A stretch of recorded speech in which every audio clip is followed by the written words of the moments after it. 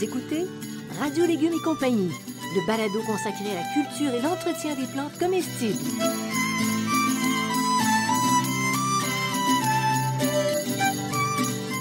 Laitue, basilic, plantation, poivron, bleuets, pollinisation, haricots, arrosage, fraises, insectes ravageurs et maladies, concombres. fertilisation. Radio Légumes et compagnie, le balado qui vous dit tout pour cultiver et entretenir simplement les plantes comestibles de façon naturelle.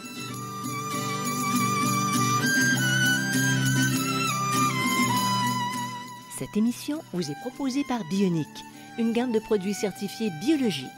Issus notamment de la récupération des résidus marins des pêcheries de la Côte-Nord, la gamme Bionic propose des engrais 100% naturels, des algues marines liquides et un compost forestier et marin. Les engrais bioniques conviennent aussi bien pour les fruits, les légumes, les fines herbes que les fleurs annuelles, ainsi que les plantes d'intérieur. Produite à 100% au Québec, la gamme Bionic assure la santé de vos plantes en offrant une croissance rapide et abondante. Bionic est distribué par Gloco, une entreprise québécoise qui a plus de 100 ans. Salut tout le monde, ça fait vraiment plaisir de vous retrouver. Radio Légumes et compagnie, en compagnie de Bertrand Dumont. Salut Et Bertrand. Bonjour Johnny. Bertrand, aujourd'hui, on va parler de récolte ultime. Récolte ultime, oui, la récolte des semences. Comment récolter ces semences pour l'année prochaine, les années suivantes. Oui, et ça vaut la peine de faire ça. Oui. Puis il y a une satisfaction, les enfants adorent ça. Quand tu prends une semence, une graine, d'un fruit, de n'importe quoi qui pousse dans ton potager, tu te dis, qu'est-ce que ça pourrait donner si je repars ça l'année prochaine? Il y a un côté magique, totalement magique à ça. Oui.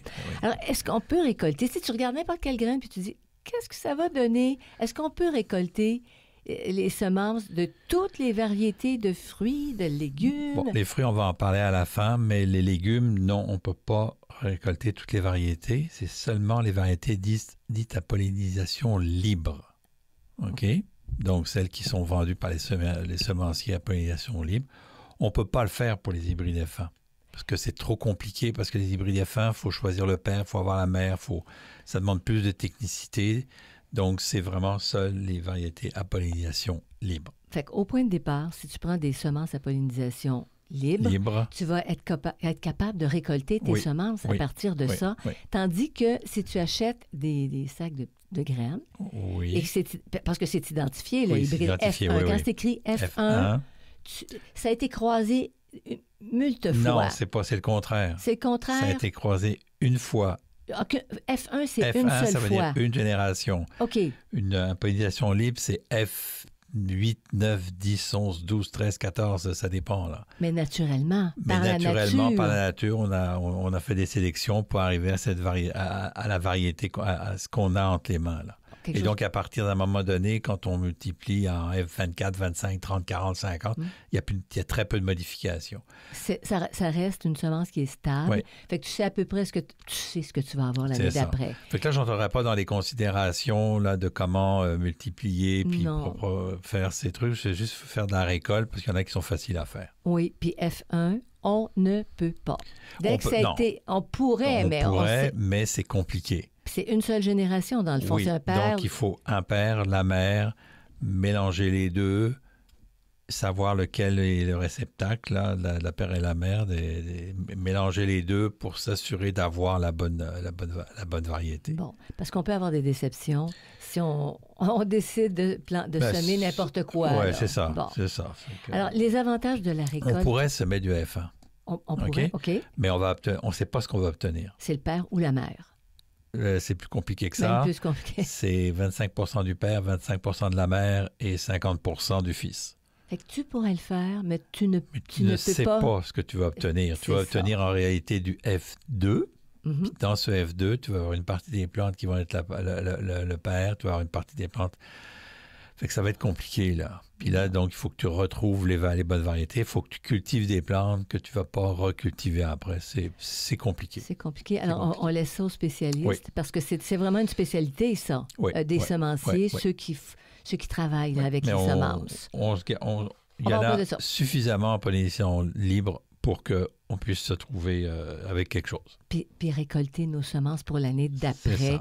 Puis ça a été la manière de survivre de l'humanité. Oui, mais ça fait un bout de temps, oui. Oui, mais ils étaient capables, ils gardaient leurs semences, tandis qu'aujourd'hui, on vend des semences, les producteurs sont obligés de payer pour les semences qui ont été enrobées, travaillées, taratata, ils ne sont pas autonomes. Non. Ils dépendent des grands fournisseurs de semences. OK. Alors, les avantages de la récolte des semences. Bon, justement, tu viens en parler, l'indépendance du jardinier vis-à-vis des compagnies de semences majeures, des économies, c'est clair. Tu n'as pas besoin d'acheter tes semences tous les ans. C'est une approche vraiment locale. Ça ne peut pas être plus local que ça. OK, ça permet de conserver les variétés régionales ou même familiales. Mm-hmm. OK, donc il y a certaines variétés régionales. On pense à Mémé de Beauce, on pense à Tantalis, le concombre Tantalis, la tomate Mémé de Beauce, qui sont des variétés québécoises, régionales. OK, donc ça te permet de les conserver parce que les grandes compagnies, souvent, ne le font pas. OK? C'est une manière aussi de sauvegarder de la biodiversité. Mm-hmm. Pourquoi? Parce que les compagnies de semences, elles, vont offrir un catalogue minimal, pas minimal, mais disons limité, alors que nous, on peut, en faisant ça, on peut utiliser toutes sortes de variétés, justement des variétés régionales et minimales. Et aussi ce qu'on appelle la conservation in situ. OK? Donc, c'est sur le site. Et donc, il y a une adaptation, parce qu'à chaque fois qu'une plante pousse et qu'on récolte les semences, il y a une adaptation aux conditions de la région. Qui évolue plus lentement dans une région. Donc, ça change. D'une saison à l'autre, il y a des modifications et la plante s'adapte. D'une année à l'autre, oui, il y a une modification, alors que une plante, mettons, qui a été cultivée en Afrique du Sud, parce qu'il y a beaucoup de semences qui viennent d'Afrique du Sud, qui a été cultivée en Afrique du Sud, elle s'est habituée à l'Afrique du Sud, elle ne s'est pas habituée à chez nous. Alors, la première année, ça va, mais la deuxième année, c'est différent. Donc, c'est aussi cette adaptation, cette conservation in situ. La conservation ex situ, c'est que si on met ça dans une banque, la fameuse banque dans le Grand Nord, là, qui est en Finlande, où est-ce qu'on a mis des millions et des millions de semences dans un immense réfrigérateur naturel. Mais là, quand on va les ressortir dans 100 ans, elles ne seront pas adaptées aux conditions climatiques. Non, c'est ça l'histoire, oui. Donc, le in situ est un avantage parce que la plante continue à évoluer dans son environnement. Et puis, tu en as parlé un peu aussi, c'est une action plaisante pour le jardinier et même une source de satisfaction. Mais oui, parce que tu dis, j'ai eu les plus belles tomates. Oui. Bien, je vais garder quelques plantes de ces tomates-là pour l'année prochaine. Oui, absolument. C'est ça, sont meilleures. Donc, tu fais une sélection toi-même. Tu peux avoir des semences neuves tous les ans. Là. Tu t'assures une bonne variété, une bonne germination tous les ans. Oui.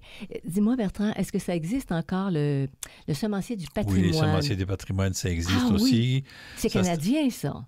C'est américain au départ, je pense. C'est canadien, c'est mondial. Il y en a plusieurs dans le monde, mais c'est très compliqué là, parce qu'il y a des lois sur les semences. Là, je ne trouvais pas là-dedans. Bon, mais au Canada, on pouvait, il y a plusieurs années. Oui, mais tu as beaucoup tous les semenciers, les semenciers qu'on rencontre là, dans les fêtes des semences, en général, c'est des semenciers avec des variétés à pollinisation libre. Ou encore pollinisation ouverte, on appelle ça. Vivre la liberté. Ben oui. Bon, et le matériel dont on a besoin, à part des bouteilles de pilules, là, tu sais, que tu as vidé. Oui, bon, donc c'est pas un grand investissement. Donc le matériel se trouve dans les armoires de la cuisine du jardinier, assiettes, contenants, papier parchemin, passoire, ventilateur, sèche-cheveux, etc. Donc il n'y a pas d'achat à faire, là, il n'y a pas rien à acheter. Là, on se contente de prendre ce qu'on a dans ces armoires. Pour mettre nos semences. Ça peut être des boîtes de métal recyclé, ça peut être des pots maçons, ça peut être toutes sortes de choses. Là. Même des enveloppes. Oui, des enveloppes.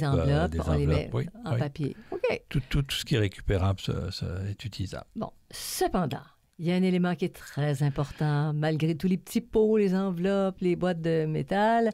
C'est de bien identifier le nom de la variété, OK? Parce que si vous ne l'identifiez pas, vous ne viendrez pas quand vous avez juste les graines en main. Et puis, c'est aussi important d'indiquer l'année de la récolte. parce que la durée germinative des semences est très inégale, OK? Donc, il y en a, mettons, les laitues, au bout d'un an, là, ça commence déjà à être compliqué, là. Puis il y a des tomates, c'est 15 ans. Les tomates, ça peut être plus longtemps. Ouais. Donc, les tomates, vous pourrez récolter même à tous les ans si vous voulez, mais vous pouvez aussi les récolter aux 2 ans ou aux 3 ans, donc vous avez des tomates. Mais il faut marquer le nom de la variété pour savoir ce que c'est. À moins que vous aimiez les surprises, là. C'est parce que la graine ne dit pas « Youhou, je suis identifié ». Un des rares, c'est la laitue. C'est pas très grave. À moins que vous fassiez toujours uniquement la même variété, vous ayez juste une variété de poivron, une variété de tomate. Moi, pour mon cas, j'ai plusieurs variétés, donc je vais bien les identifier.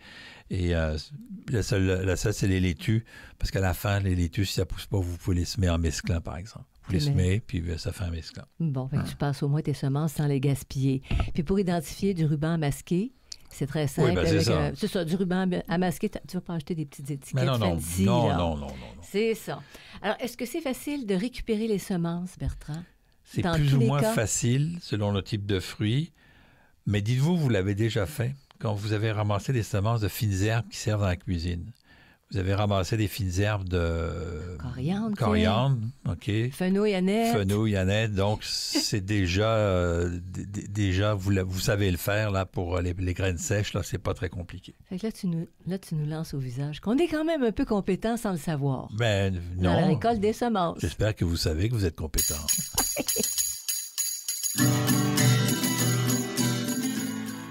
Vous écoutez Radio Légumes et compagnie, le balado consacré à la culture et l'entretien des plantes comestibles.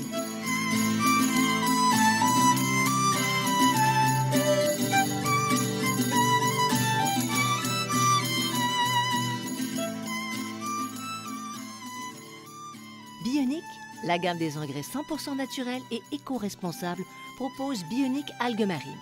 En plus d'apporter des éléments nutritifs et des oligo-éléments, ce concentré favorise la bonne santé de la biologie du sol. Elles contiennent des phytohormones qui activent la croissance et la productivité de vos plantes. Bionic Algues Marines stimule les mécanismes de défense naturelle des plantes en augmentant la résistance au stress, en particulier lors de la transplantation. Bionic Algues Marines, distribué par Gloco, est en vente dans les centres de jardin.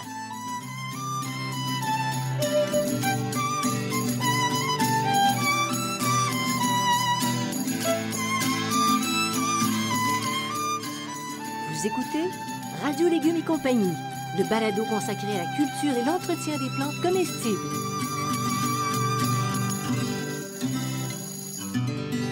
Bertrand, quel type de graines on peut récolter? Alors, on a deux grands types pour la récolte. On a les fruits secs et les fruits charnus. Bon, fruits secs, donne-nous un exemple. Bon, c'est ceux qui sont réunis en inflorescence, en gousses, haricots. Ouais. En silique, en capsule, en akène. Ça, les capsules, les siliques, les gousses et les akènes, c'est souvent là, les laitues, les choses comme ça. Le plus connu, c'est vraiment l'haricot. Là. C'est le plus connu. Là. Donc, c'est sec. On prend certains haricots qu'on ne récolte pas puis qu'on laisse sécher. Une fois que les graines vont être séchées, on les récolte et c'est ces graines-là qu'on peut ressemer l'année suivante. Donc, on récolte... Petite parenthèse là-dessus. On n'arrive pas toujours à cueillir tous les haricots. Ouais. Tu sais, ils se cachent derrière les tiges, je ne sais pas quoi, mais on ne les voit pas. Première affaire qu'on sait, c'est qu'ils sont très gros et c'est plus fibreux, c'est moins bon. Ouais. On les laisse. C'est ça. On les laisse aller, là, tant qu'ils ne sont pas séchés. Parce qu'en plus de ça, vous pouvez les récolter pour faire des semences, mais vous pouvez aussi les récolter pour les manger. Absolument. Donc, si vous voyez qu'ils sont trop gros, vous aimez les haricots fins comme nous, on aime les haricots fins. Quand vous voyez qu'ils ont dépassé la grosseur que vous aimez, ben, vous les laissez aller, puis là, vous en faites des haricots secs. Et une partie des haricots secs peut être utilisée pour faire des semis. C'est ça. Voilà. Alors, il n'y a rien qui se perd au potager de Bertrand Dumont. Non, absolument. Et puis, comment savoir s'ils sont mûrs, justement, tu as un petit peu dit, là, bon, mais... Il y a deux manières. Donc, les enveloppes autour des graines craquent sous les doigts. OK, vous prenez des graines de haricots, ça craque sous les doigts. La cosse, c'est-à-dire l'enveloppe. C'est ça, la cosse. Ben, dans certains cas, les graines tombent au sol. C'est notamment le cas des... bon, décidément... La roquette? Oui, la roquette, mais c'est aussi comment ça s'appelle, là, les coriandres aussi.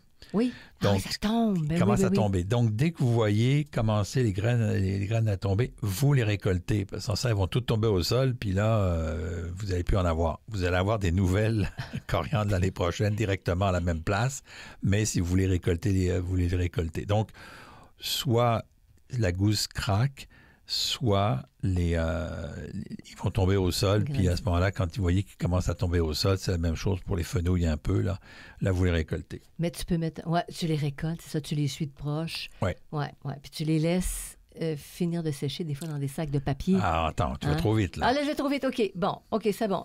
Alors, quand on les récolte, de toute façon, il faut les faire sécher. Oui. Pour pouvoir les moudre et les utiliser donc, ensuite. On va revenir là-dessus. OK.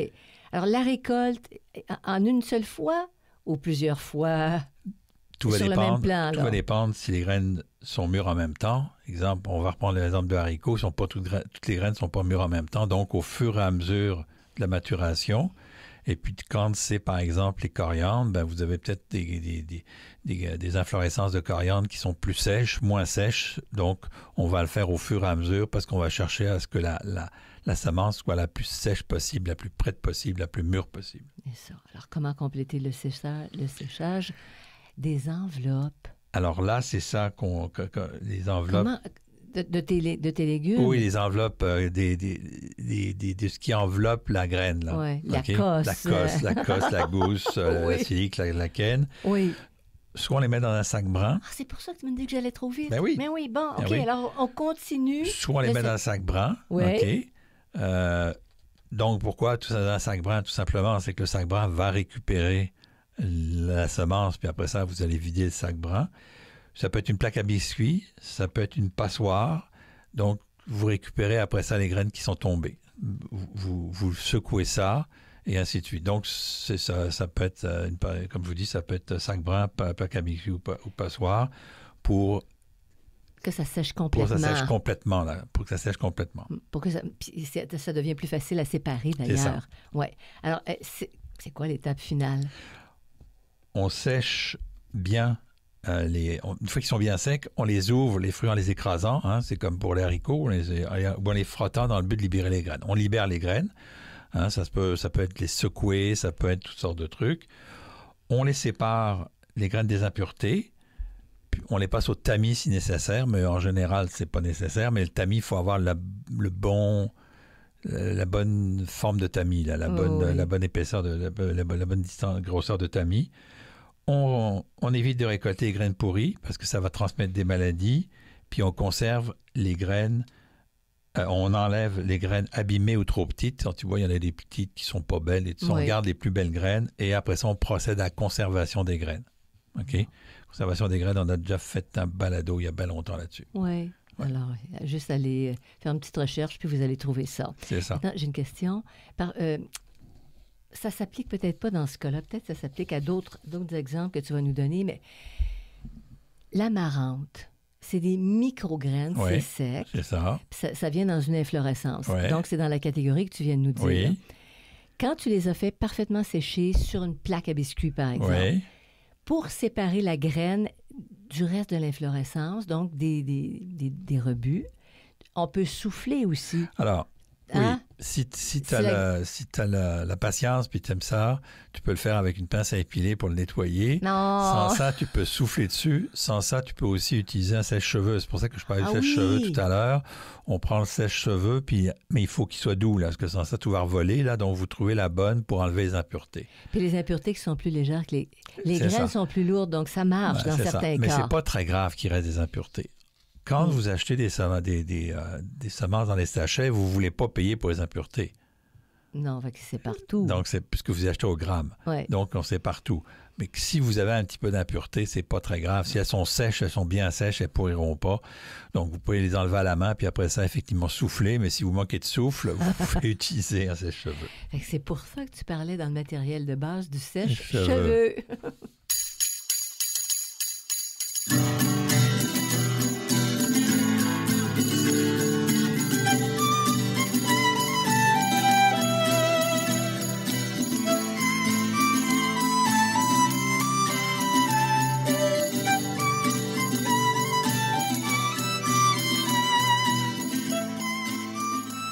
Vous écoutez Radio Légumes et compagnie, le balado consacré à la culture et l'entretien des plantes comestibles.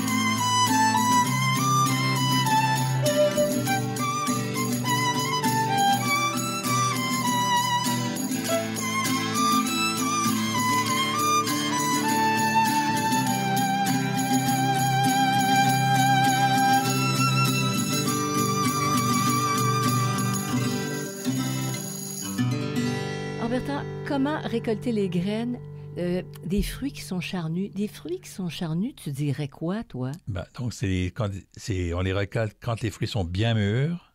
Et là, on parle des aubergines, des concombres, des courgettes. Tous les fruits bien mûrs, c'est la tomate, c'est tous ces fruits-là. Là, okay? Oui. Le poivron, la tomate, et ainsi de suite. Pour ce qui est des aubergines, des concombres, des courgettes, vu qu'on les récolte avant qu'elles soient, mûres, on les laisse mûrir. Donc, les aubergines, on va les laisser exploser. Les concombres aussi. Les concombres, on les récolte verts, oui. Mais il faut les laisser mûrir au complet. Une fois qu'ils vont être très, très mûrs, ils vont exploser. Là. La chair va s'ouvrir. Oui. Même les concombres? Oui, même les concombres. Okay. Les courgettes, la même chose. Oui. OK, donc tu les laisses s'ouvrir. OK. Puis là, une fois qu'ils ont éclaté, là, ils sont prêts à récolter. C'est à ce moment-là qu'ils sont mûrs, là.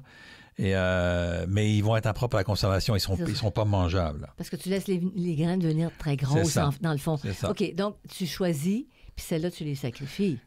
Oui, c'est ça. C'est ça. Donc, pour les aubergines, les concombres, les courges, les melons, les pastèques, les piments, les poivrons, OK, on extrait les graines bien mûres. Donc, on les rince. Puis, on les fait sécher sur une plaque à biscuit ou dans une passoire. Pardon. Et on les conditionne pour les conserver. Mm-hmm. OK? Donc, c'est assez simple, là. Les conditionner, t'es fait sécher. Les conditionner, c'est-à-dire que les conditionnés, on les met dans des pots, on les met dans des boîtes, on les met quand ils sont secs, ils sont toujours, n'oubliez pas de les identifier, les variétés. Pour les tomates et les cerises de terre, ça, c'est une petite exception. C'est la même procédure. Extrait, rince, mais on les rince plusieurs fois parce qu'il y a un enrobage gélatineux. OK, donc on va les rincer plusieurs fois au lieu de les rincer une seule fois. Les graines de poivron, vous les faites, les melons, c'est facile. Les pastèques, les courges, c'est facile, tout le monde connaît ça. Mais les tomates et les cerises de terre, il y a une espèce de gélatine autour. Ça, il faut l'enlever le plus possible avant de les faire sécher sur une plaque à biscuits, dans une passoire et de les conserver. Fait qu'il y a un truc. Tu les mets justement dans une passoire très fine, sous l'eau du robinet, et tu frottes sur la passoire. Oui. Ça se fait très bien. Puis, il ne faut pas laisser coller. C'est ça. Il ne faut pas te laisser coller, puis là, tu les fais sécher. Oui, mais s'il reste un peu de gélatine, je peux vous dire que ce n'est pas un problème. Non. Parce que on a déjà fait des graines où est-ce qu'il restait un petit peu de gélatine. Quand vous les arrivez pour comme elles vont être sèches au printemps, vous les prenez, vous les froissez, puis ils vont se défaire les unes après les autres. Donc, c'est pas dramatique. C'est ça. Mais la petite passoire fine, là, pour enlever ça va bien. Il y a toutes sortes de petits trucs là, qu'on peut faire. C'est une question de logique. Là. Quand vous avez les graines devant vous, là, c'est pas très compliqué. Puis finalement, comment récolter les graines de fruitiers? Alors, les graines de fruitiers sont uniquement utilisées pour faire des porte-greffes. OK? On peut difficilement obtenir la même variété parce que les plantes ont été tellement modifiées que si on met un pépin de pomme dans le sol, on va obtenir un pommier qui ne sera pas un pommier régulier. Okay, variété, je veux dire. Vous allez obtenir un pommier haute tige. C'est-à-dire pas celui que tu as cueilli. C'est ça, pas celui que tu as cueilli. Donc, on récupère les noyaux des abricots, des asmini, des cerises, des pêches et des prunes. C'est quoi, c'est les asmini? Les asmini, c'est les pao-pao, là. Oh mon Dieu, ça pousse au Québec? Oui, ça pousse au Québec. Il y a un gros site Internet il y a un gros, pas site Internet, mais page Facebook sur les asmini en ce moment. Ah oui, c'est une mode, là. C'est une grosse mode. Ah bon? On récolte les pépins, poires asiatiques, pommes et pommettes, puis on récupère les noix, carrier, ican, noisette et noyer. Donc, Même chose ican, la qu'est-ce même que chose. c'est ça? Ican, c'est un genre de noyer, là, c'est une variété c'est un genre de noyer, on va dire ça comme ça pour simplifier, là. Okay. Donc, mais ça, on va s'en servir pour faire des porte-greffes où on va aller greffer des variétés, sauf si on veut vraiment dans les noix, c'est moins pire. Là, si on veut vraiment le carrier ordinaire, on peut les semer directement.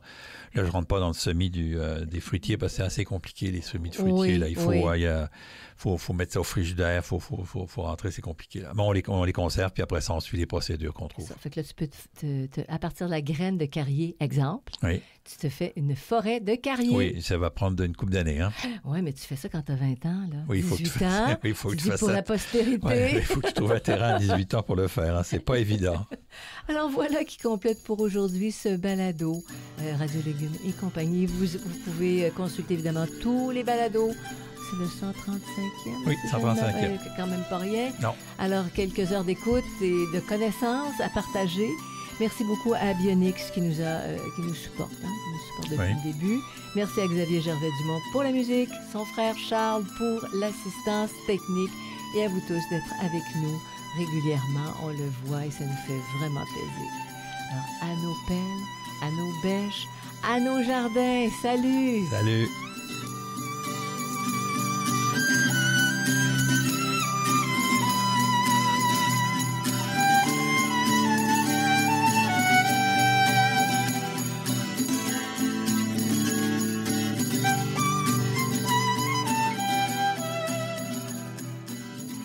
Vous écoutez Radio Légumes et compagnie, le balado consacré à la culture et l'entretien des plantes comestibles.